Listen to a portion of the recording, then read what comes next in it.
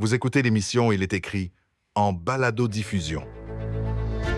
Il est écrit, c'est un autre regard sur le monde et nous-mêmes à la lumière des pages de la Bible. Bonne écoute.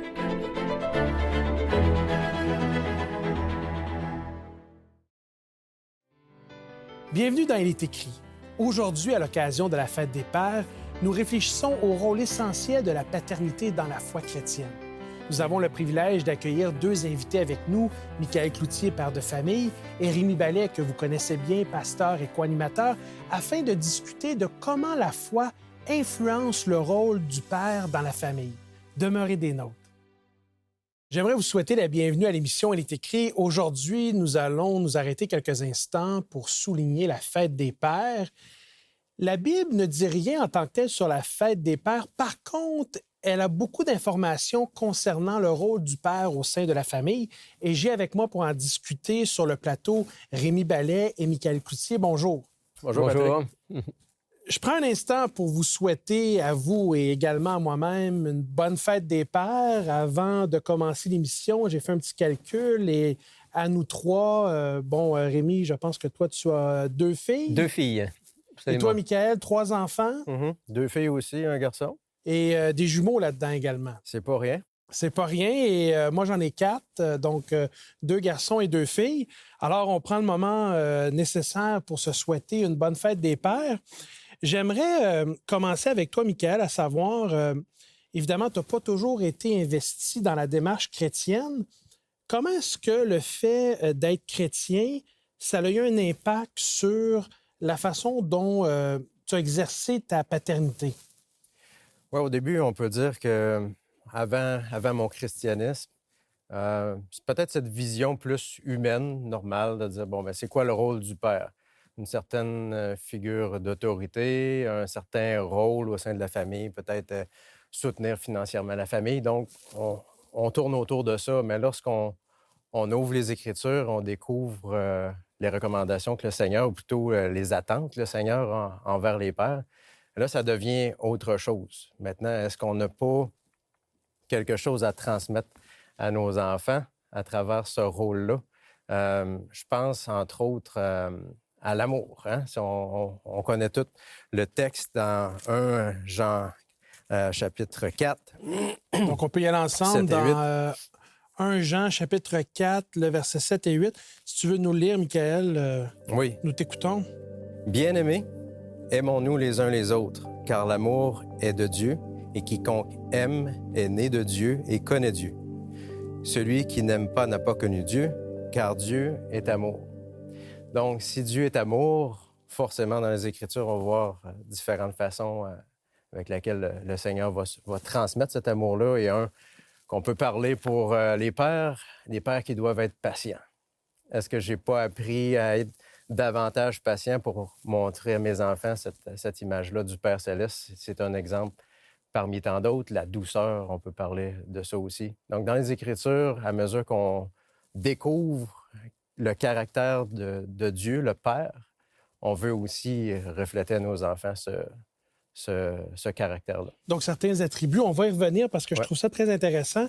Forcé d'admettre, Rémi, qu'on vit dans une société qui est en train de redéfinir d'une certaine façon qu'est-ce que ça veut dire que d'être un homme, tout l'aspect d'être masculin, si on veut. Il y a beaucoup de débats qui font rage. Selon toi, Rémi, quels sont les attributs essentiels qu'on doit faire ressortir des Écritures dans notre rôle de père dans une perspective biblique? Il y a beaucoup d'éléments. On pourrait faire 10 émissions, Patrick, sur la question que tu viens de poser. Peut-être juste deux éléments qui me semblent importants. Je voudrais rebondir un peu sur ce que disait Michaël, sur le fait que le cœur du caractère de Dieu, c'est l'amour. Et puis, en tant que père, je me souviens de cette phrase que vous connaissez peut-être, qui dit que le plus beau cadeau qu'un père puisse faire à ses enfants, c'est d'aimer leur mère. Je pense que déjà, c'est important pour un père d'être conscient que son exemple d'amour, envers ses enfants bien sûr, mais aussi envers son épouse, sa conjointe, ça va être un modèle où parfois ça va être malheureusement quelque chose qui va faire, au contraire, fuir les enfants. Donc, l'importance de demander à Dieu d'être un mari aimant, c'est presque aussi important, on peut dire que c'est aussi important que d'être un père aimant.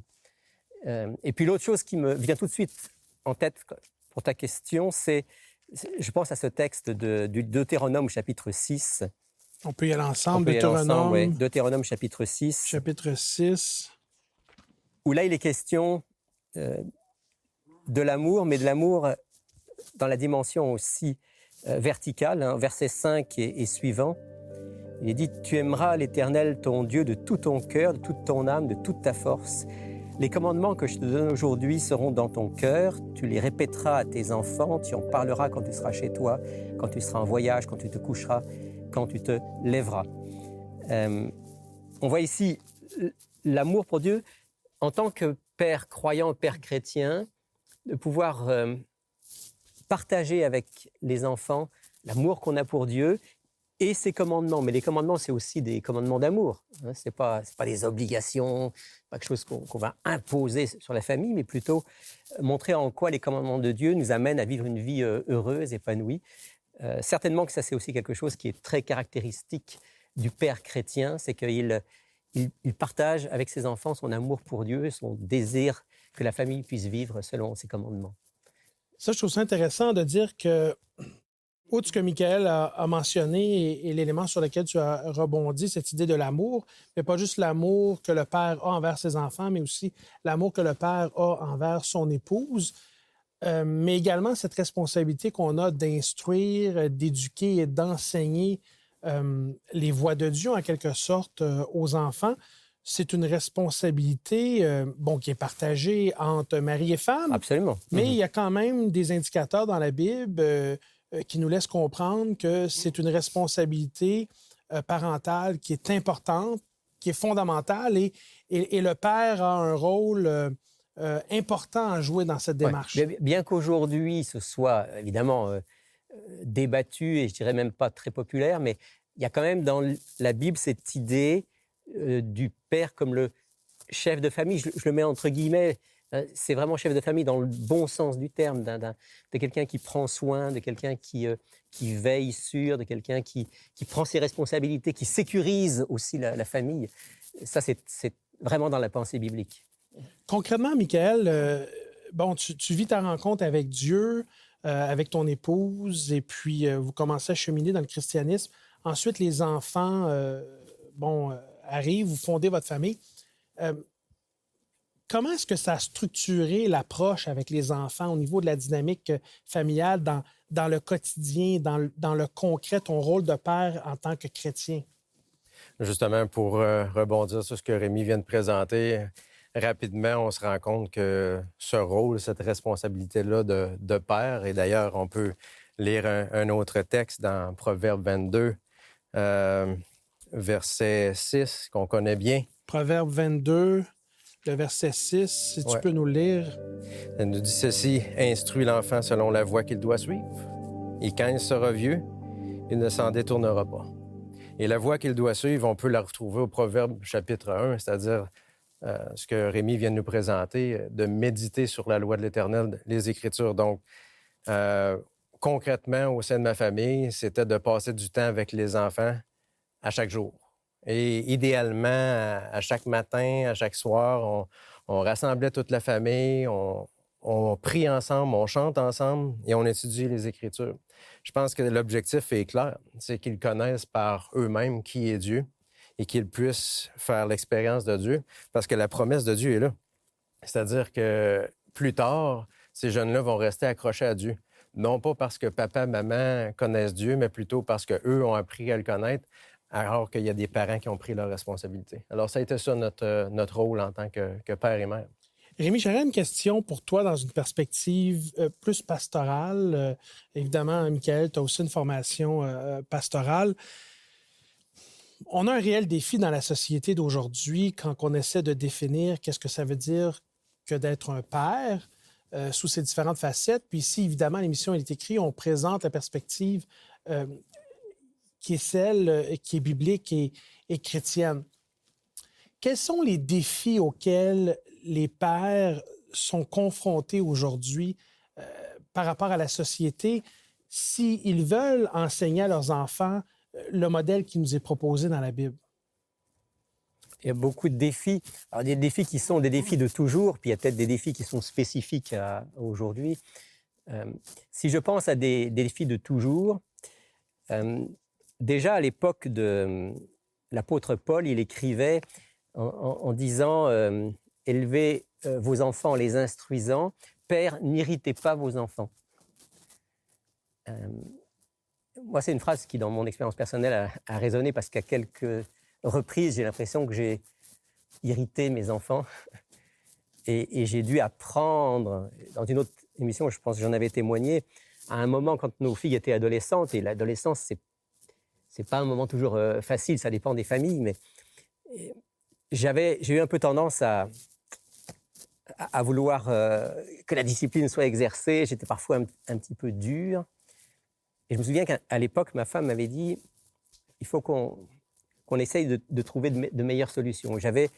À l'époque, j'avais décidé avec elle de suivre un cours sur la parentalité qui m'a beaucoup aidé à trouver, d'abord à comprendre qu'il fallait que je laisse aussi mes adolescentes devenir petit à petit des êtres qui allaient faire leur propre choix, et d'autre part à mieux maîtriser mes émotions, mes réactions.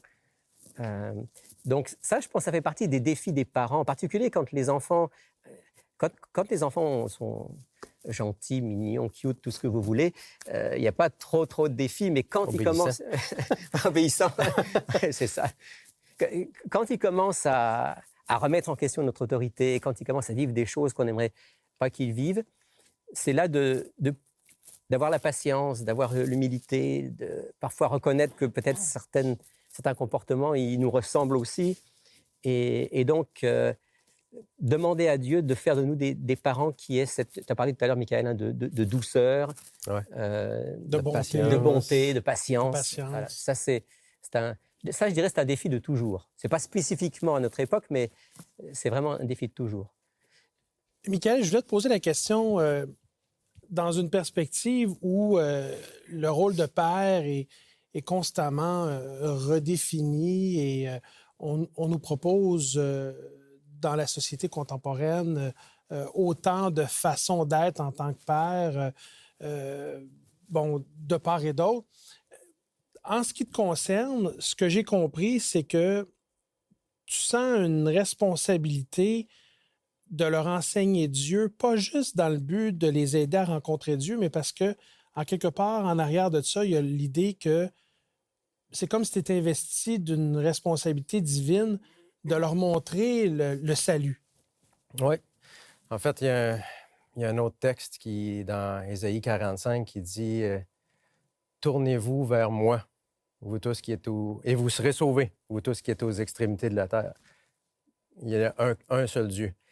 Et c'est ce que je souhaite pour mes enfants, parce que c'est facile quand les enfants sont à la maison et qu'on les amène avec nous à l'église. Ils n'ont comme pas le choix de suivre. Mais éventuellement, ils grandissent. Mais mes enfants sont rendus adultes et ils continuent d'aller à l'église.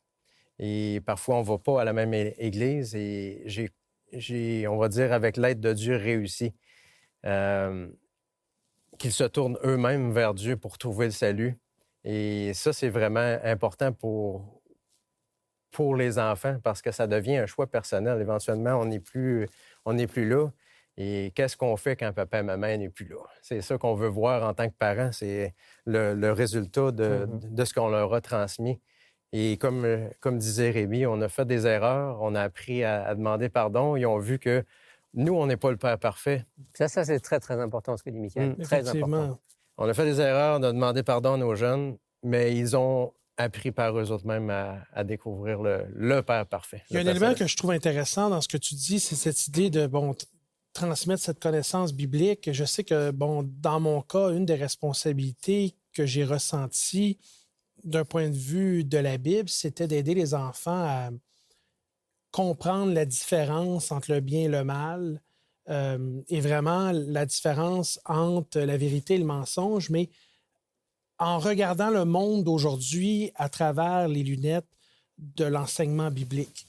Et je remarque alors qu'ils sont à l'âge de l'adolescence, leur référent pour prendre des décisions, ça devient la Bible. Ils vont se référer à ce que Jésus a dit sur tel et tel sujet pour déterminer si oui ou non c'est une bonne ou une mauvaise chose. Mais j'en suis convaincu, puis je suis sûr que vous allez être d'accord avec moi, que des pères qui ne sont pas nécessairement chrétiens aiment leurs enfants autant, sinon plus que nous. Sauf que la différence fondamentale, je crois que moi, ma définition de la réussite parentale, c'est que les enfants deviennent d'honnêtes citoyens, contribuent à la vie en société, de l'épanouissement, être dans l'équilibre dans toutes les sphères de leur vie. Mais la priorité au-dessus de tout ça, c'est qu'ils parviennent à la connaissance de Dieu, et la vie éternelle. d'accepter Christ dans leur vie et d'avoir la vie éternelle. Mais cette façon de réfléchir est à contresens et même à contre-courant de tout ce que vous vivez autour de vous aujourd'hui.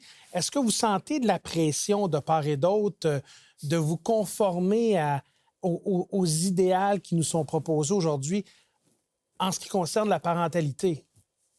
C'est sûr qu'en ce qui me concerne, pour répondre rapidement, il y a un conflit.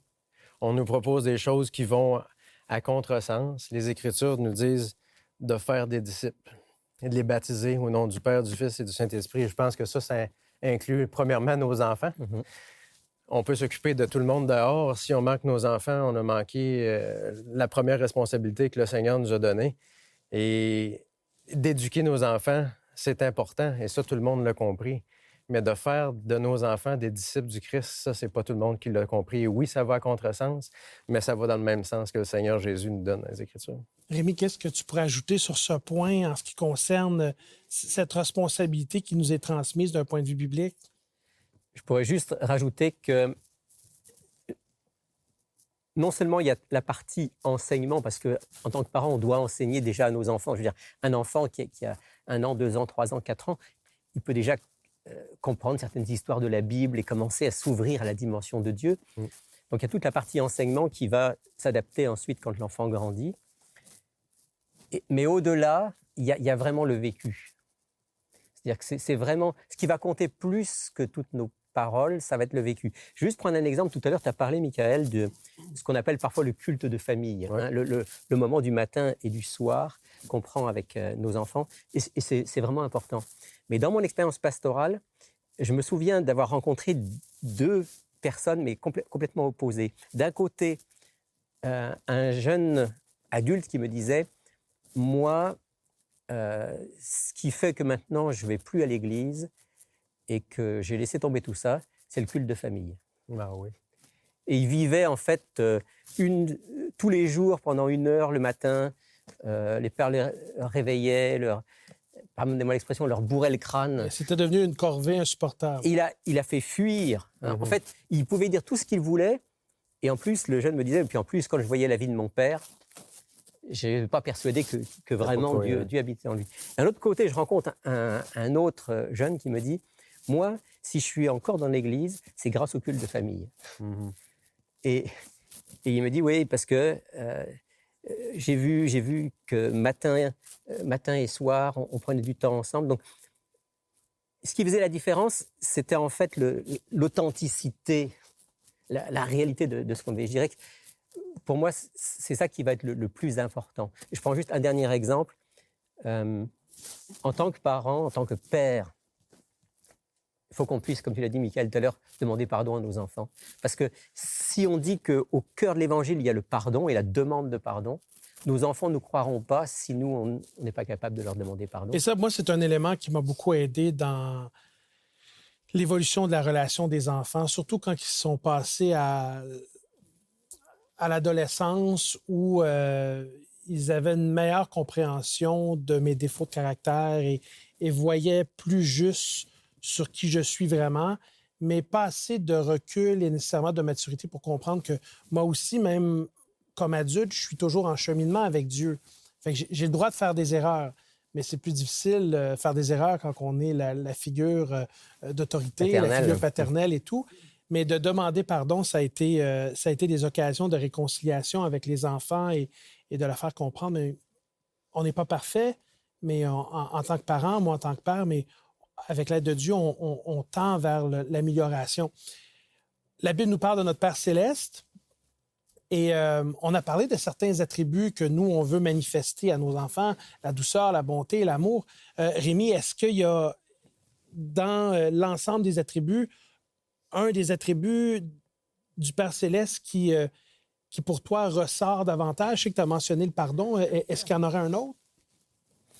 On a mentionné l'amour, on a mentionné le fait d'avoir une vie bien réglée, les commandements de Dieu, on a mentionné le pardon. Ce qui me vient comme ça naturellement en tête, c'est l'intégrité. Notre Dieu est un, c'est-à-dire qu'il n'est pas double. Et je crois que c'est quelque chose qu'on peut demander à Dieu qui mette en nous d'être intègre, d'être totalement à lui et totalement ce qu'on est, sans faux semblant. Oui, d'intégrité, d'honnêteté, et ce qui nous permet d'être des exemples sans dualité, ou est-ce que ce qu'on est en coulisses, ce qu'on est à la maison, ce qu'on est en public, Voilà. je pense que ça, c'est une des pires choses qui peut se produire, c'est quand on est d'une façon à l'intérieur de la maison et qu'on présente un autre visage en public, les enfants sont capables de voir Notre jeu. Notre jeu, exactement. Michael, toi, est-ce qu'il y a un attribut du Père céleste, puis on en a déjà parlé beaucoup, là, on les a pratiquement tout nommés, mais peut-être dans ceux qu'on n'a pas nommés qui t'interpellent? J'aime beaucoup la fidélité de Dieu. Non seulement, tu parlais de l'importance du couple, de maintenir un couple ensemble, mais sa fidélité envers nous. À chaque jour, à chaque matin, sa bonté, sa fidélité se renouvelle envers nous, nous disent les Écritures. Donc, j'aime que Dieu, ce n'est pas à propos de moi, il est fidèle envers moi, il est fidèle envers mon foyer. Il fait de moi le père qu'il faut que je sois. Il travaille fort avec moi. Il fait de moi le mari qu'il faut que je sois. Et je suis reconnaissant envers lui et je lui demande de faire de moi, justement, l'homme fidèle que je dois être. Ça rejoint un peu celui que j'avais en tête, la loyauté de Dieu à notre égard, l'idée que Dieu ne nous abandonnera jamais parce que c'est un bon père. Puis je me souviens qu'un des enfants vivait un moment difficile, un enjeu d'ordre académique et scolaire. Puis il avait abandonné sur lui-même. Et on était assis à la table de cuisine avec lui, mon épouse et moi-même, et on a vraiment manifesté non seulement cette idée d'amour inconditionnel et de soutien, mais aussi cette idée de fidélité et de loyauté, de dire, ben nous, on ne va jamais t'abandonner. On va mettre en place toutes les solutions nécessaires pour que tu arrives à atteindre l'objectif. Puis intérieurement, je me disais, ben c'est de cette façon-là que Dieu agit envers nous, comme un bon père qui est amour, bonté, patience, fidélité, loyauté, intégrité. J'aimerais vous remercier tous les deux d'avoir partagé quelques brides de votre parentalité, du fait d'être père. Et je sais qu'on aurait pu faire toute une série d'émissions sur les responsabilités parentales, sur l'adolescence, les relations interpersonnelles parents-enfants, mais le temps nous presse. Mais quand même, je pense que c'est important de s'arrêter, même de souhaiter à nos auditeurs aussi une bonne fête des pères et de les encourager à savoir que Dieu est là pour les soutenir, les aider dans la responsabilité qu'ils ont d'être pères. Rémi, aurais-tu la gentillesse de prier non seulement pour nous ici sur le plateau, mais pour tous les pères qui doivent relever ce défi qui n'est pas toujours évident? Volontiers. Notre Dieu, tu nous as permis de t'appeler notre Père. Et c'est dans cet esprit de confiance en toi, d'humilité, qu'on vient vers toi dans la prière maintenant, te remercier d'être notre Père, te remercier de nous conduire aussi sur le chemin de la paternité. S'il te plaît, Seigneur, donne-nous, quelle que soit notre situation, quel que soit l'âge de nos enfants, donne-nous de pouvoir de plus en plus nous nourrir de ce que tu es pour pouvoir le partager avec nos enfants. Pardonne-nous les moments où on n'est pas ce que tu voudrais que nous soyons. Transforme nos vies et donne-nous la joie de plus en plus de refléter ton amour. C'est notre prière au nom de Jésus. Amen. Amen.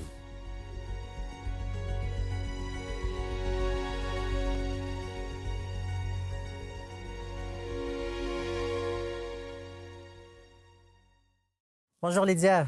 Bonjour Alberto. Donc, tu as entre tes mains l'offre pour cette semaine? Oui, L'art difficile d'être parent. Alors, c'est un livre qui est écrit par Nancy Van Pelt, elle a écrit de nombreux livres sur la famille, la communication, toutes ces choses-là qui sont nécessaires. Quelqu'un qui s'y connaît là, dans le domaine. Exact. Et ce livre en particulier est très bien fait parce que c'est pas une étude psychologique ou quoi que ce soit sur l'art d'être parent. Non, c'est un livre qui donne des solutions aux parents qui veulent faire une bonne job. Oui, de petites choses pratiques, autrement dit. Exact, c'est ça. Donc, il y a un chapitre, quelques chapitres, là, je vais te donner. Aidez votre enfant à développer une estime de soi positive. Il y a aussi un chapitre sur la communication et aussi un autre sur comment faire face au divorce, à la famille monoparentale, à la famille recomposée, qui sont des choses d'actualité dans les familles aujourd'hui. Oui, oui. Donc, un livre que nos amis peuvent se procurer pour... Oui, 30 $ plus les frais de poste. Oui. Donc, un bon investissement. Oui, pour ceux qui sont parents et même ceux qui... Ceux comme toi qui veulent devenir parents un jour. Éventuellement un jour, oui. Donc, si vous désirez vous procurer l'offre de cette semaine, voici nos coordonnées. Vous pouvez commander l'offre de la semaine sur notre site Internet ilestécrit.tv ou par téléphone au 514-729-3515 ou encore 1-866-729-3515. Voici également notre adresse. Il est écrit Caisse postale 99, succursale Rosemont, Montréal, H1X 3B6. Merci d'avoir été avec nous dans Il est écrit. Nous espérons que cette émission vous a fait réfléchir sur la manière dont nous pouvons incarner l'amour et la sagesse du Père Céleste dans notre propre rôle en tant que parents. N'oubliez pas de visiter notre site web à ilestécrit.tv pour plus de contenu enrichissant et j'aimerais vous encourager à vous abonner à notre chaîne YouTube pour ne rien manquer de nos futures émissions. Soyez des nôtres la semaine prochaine pour une autre émission sur un sujet biblique pertinent. D'ici là, souvenez-vous, il est écrit: l'homme ne vivra pas de pain seulement, mais de toute parole qui sort de la bouche de Dieu.